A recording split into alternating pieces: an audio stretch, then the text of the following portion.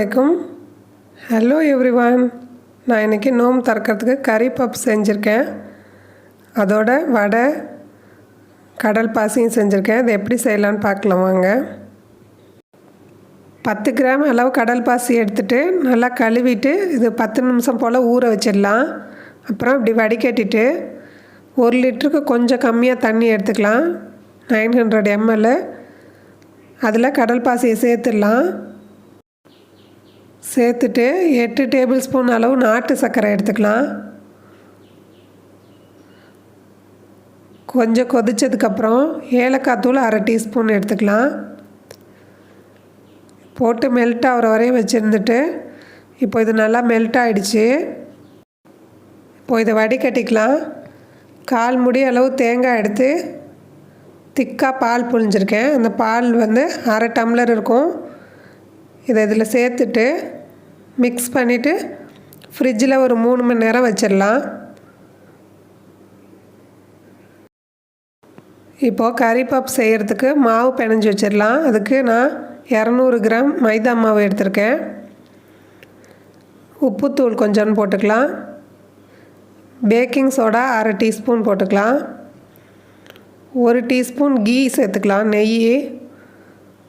கொஞ்சமாக தண்ணி சேர்த்து கொஞ்சம் கெட்டியாக இதை மாவு பிணைஞ்சிக்கலாம். இந்த மாதிரி இதை 10 நிமிஷம் அப்படியே மூடி வச்சிடலாம். இப்போ அதுக்கு உள்ளே வைக்கிறதுக்கு உள்ளடம் செஞ்சிடலாம். அதுக்கு நான் 1 டேபிள் ஸ்பூன் எண்ணெய் ஊற்றிருக்கேன். 2 ஆனியன் நீல வாக்கில் வெட்டி வச்சுருக்கேன், அதையும் போட்டுடலாம். கொஞ்சம் வதங்கினதுக்கப்புறம் 1/2 டீஸ்பூன் இஞ்சி பூண்டு விழுது சேர்த்துக்கலாம். இஞ்சி பூண்டு வதங்கினதுக்கப்புறம் காலிஃப்ளவர் வெந்நீரில் போட்டு பொடியாக கட் பண்ணி வச்சுருக்கேன். அது, மல்லித்தலை, 1 பச்சை மிளகாய் இதெல்லாம் சேர்த்துட்டு மட்டன் கொஞ்சம் பொடியாக கட் பண்ணி வச்சுருக்கேன், அதையும் இதில் சேர்த்துக்கலாம். இப்போ இது வதங்கிட்டு இருக்க நேரத்தில் மஞ்சத்தூள் கொஞ்சம் சேர்த்துடலாம், 1/4 டீஸ்பூன் அளவு.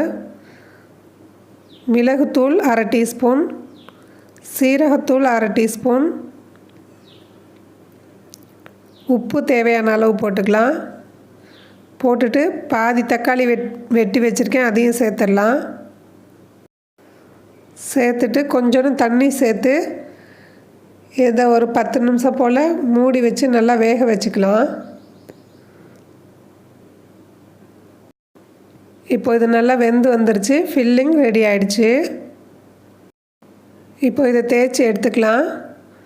மாவை சின்ன சின்ன உருண்டையாக போட்டுட்டு கொஞ்சமாக மேலே மைதா மாவு தடவி நம்ம இதை தேய்ச்சிட்டு ரொம்ப தின்னாகவும் இல்லாமல் மொத்தமாகவும் இல்லாமல் மீடியமாக தேய்ச்சிக்கலாம். இதை ரவுண்டாக தேய்க்கணுன்னு அவசியம் இல்லை, ஏன்னா இந்த மோல்டில் நம்ம வைக்க போகிறோம். அதனால் குவிக்காக நம்ம எப்படி வேணால் தேய்ச்சிக்கலாம். ஃபில்லிங்கை இதில் வச்சுட்டு இந்த மாதிரி எடுத்துடலாம். அவ்வளோதான், பஃப் ரெடி ஆகிடுச்சு. எண்ணெய் சூடாக இருக்குது. இந்த மாதிரி செஞ்சு வச்சதை நம்ம இதில் போட்டு பொரித்து எடுத்துக்க வேண்டியதான். இந்த ஃபில்லிங் முன்னாடியே நம்ம செஞ்சு வச்சிட்டோம்னா ஈஸியாக இதை போட்டு உடனே எடுத்துக்கலாம். நோம்பு திறக்கிறதுக்கு 2-3 டிஷ்ஷு செய்யும் போது இது செய்கிறதுக்கு ரொம்ப ஈஸியாக இருக்கும்.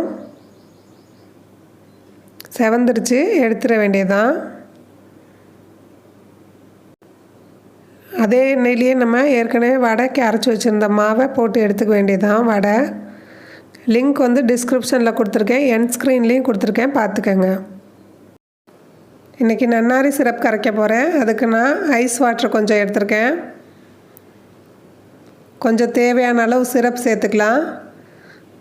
மிக்ஸ் பண்ணிவிட்டு சப்ஜா விதை ஏற்கனவே ஊற வச்சுருந்தது சேர்த்துக்கலாம்.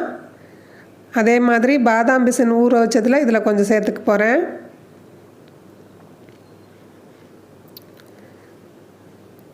மிக்ஸ் பண்ணிவிட்டு ஐஸ் க்யூப் போட்டேன்.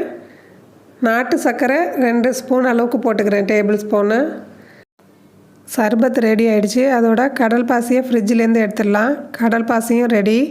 இன்றைக்கி நோம்பு திறக்கிறதுக்கு நான் கறி பப்ஸோட கொஞ்சம் பழம் கட் பண்ணி வச்சுருக்கேன்.